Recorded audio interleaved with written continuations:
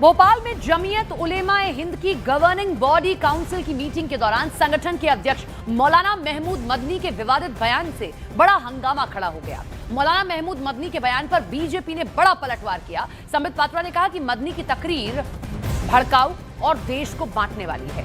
संबित पात्रा ने आरोप लगाया कि मदनी जिहाद की बात कर रहे हैं, सुप्रीम कोर्ट की गरिमा पर सवाल उठा रहे हैं, वंदे मातरम के मुद्दे पर लोगों को भड़का रहे हैं। संबित पात्रा ने यह भी कहा कि सुप्रीम कोर्ट को लेकर ऐसी टिप्पणी पर अदालत को खुद संज्ञान लेना चाहिए। क्या कहा संबित पात्रा ने, सुनवाते हैं आपको।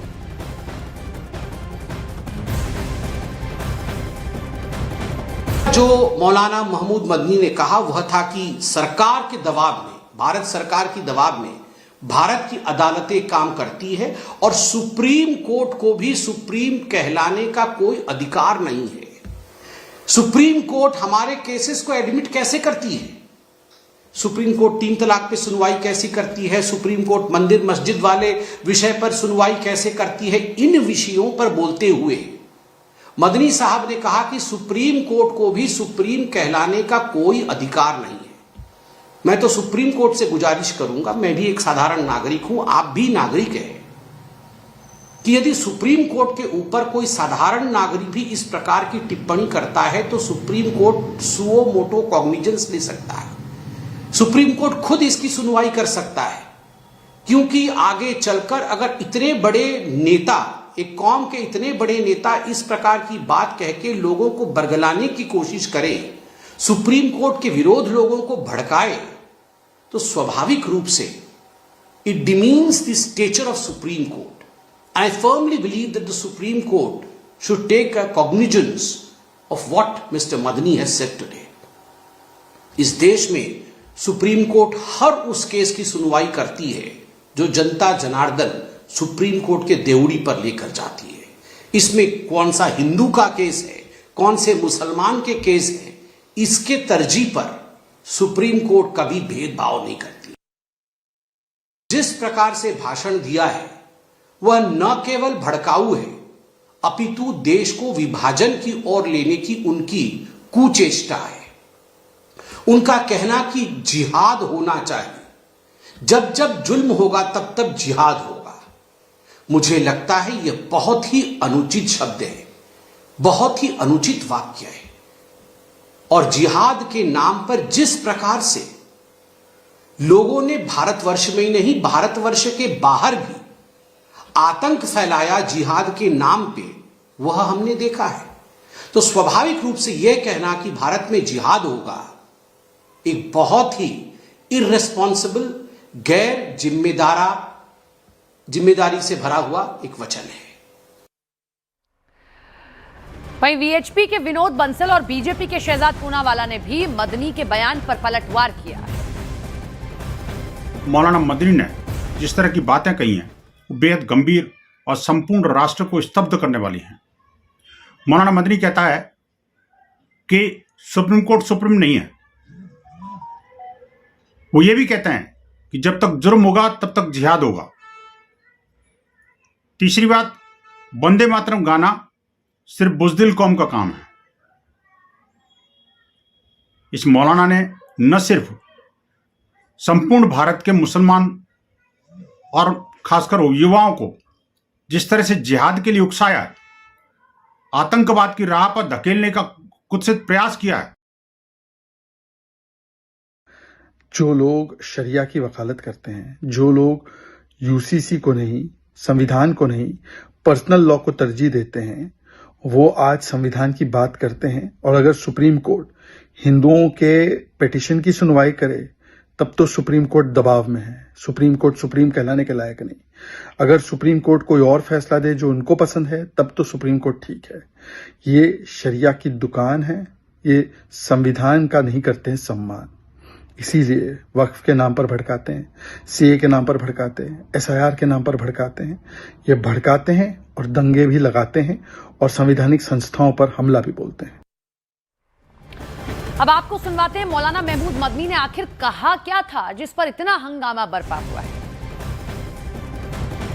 गुज़िश्ता कुछ अरसे से बिलखुसूस बाबरी मस्जिद, तलाक सलासा जैसे बहुत से मसलों पर फैसले के बाद ये तासुर आम हो रहा है कि अदालतें हुकूमतों के दबाव में काम कर रहे हैं।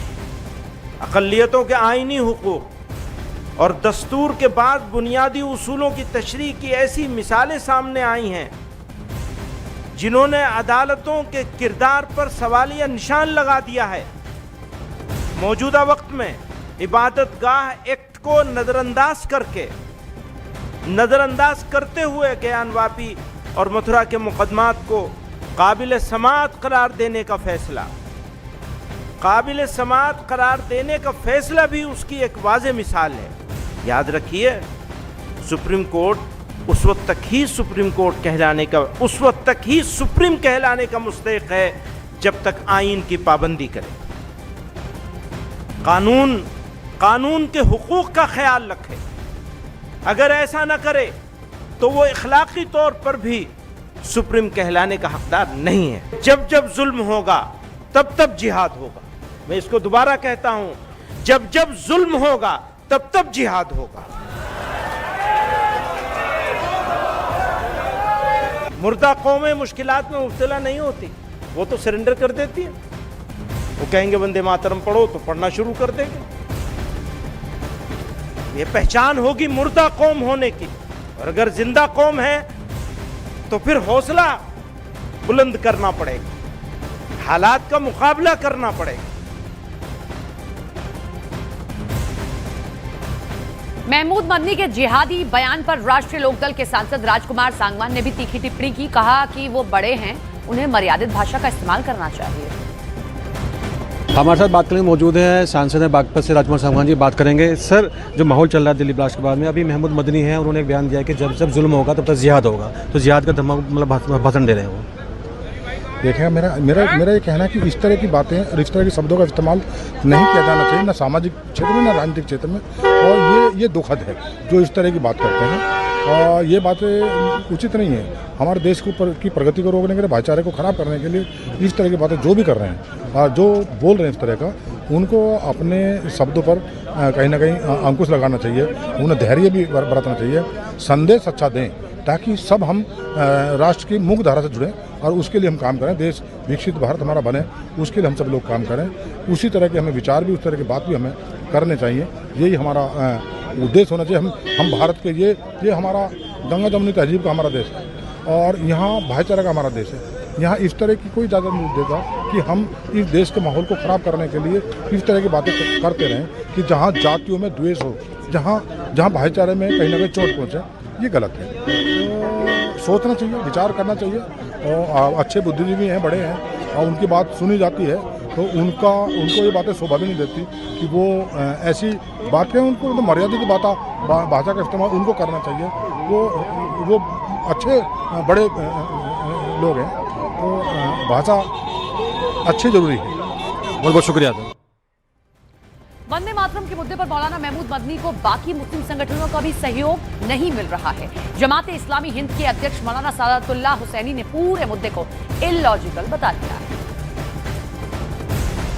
हमारे मुल्क के दस्तूर में हर एक को अपने अकीदे के मुताबिक अमल करने की आज़ादी है, तो पैट्रियोटिज्म भी, मुल्क से ताल्लुक़ का इजहार भी अपने अपने अकीदे के मुताबिक लोग करेंगे।